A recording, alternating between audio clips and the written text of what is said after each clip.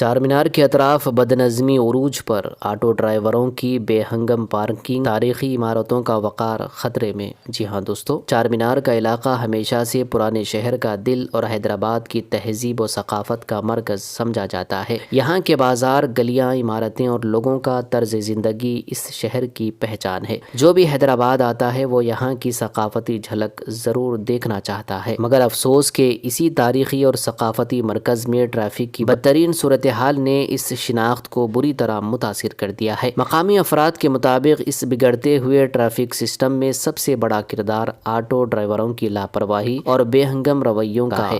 Auto ڈرائیوروں کی منمانی traffic قوانین ہوا میں اڑا دیے گئے۔ چار مینار کے قریب آٹو ڈرائیور ٹریفک قوانین کی کوئی پرواہ نہیں کرتے، سڑک کے کسی بھی حصے میں آٹو کھڑا کر دیتے ہیں، بیچ سڑک میں پارکنگ کر کے آدھی سڑک پر قبضہ کر لیتے ہیں، نہ سواریوں کی فکر کرتے ہیں نہ عوامی راستوں کی۔ ان کے اسی رویے کی وجہ گاڑیوں کی لمبی قطاریں بن جاتی ہیں، پیدل چلنے والوں کو بھی دشواری ہوتی ہے، سڑکوں پر مستقل افراتفری کی کیفیت رہتی ہے۔ بے ہنگم پارکنگ ان کی پہچان بنتی جا رہی ہے اور یہ صورتحال دن بدن خراب ہوتی جا رہی ہے۔ چار مینار کے کئی اہم مقامات براہ راست ٹریفک کے سنگین مسائل خاص طور پر یہاں دیکھے جاتے ہیں، جیسے لاڑ بازار چورستہ، گلزار ہاؤس، مٹی کا شیر، چار مینار کی مرکزی سڑکیں، دیگر اندرونی گلیاں اور موڑ، چومحلہ پیلس۔ ان علاقوں میں آٹو ڈرائیوروں کی بے راہ روی کے باعث رہائشیوں اور سیاحوں دونوں کو شدید مشکلات کا سامنا کرنا پڑ رہا ہے۔ ٹریفک پولیس بھی بے بس ہے، تعداد زیادہ، قابو مشکل میں ہے۔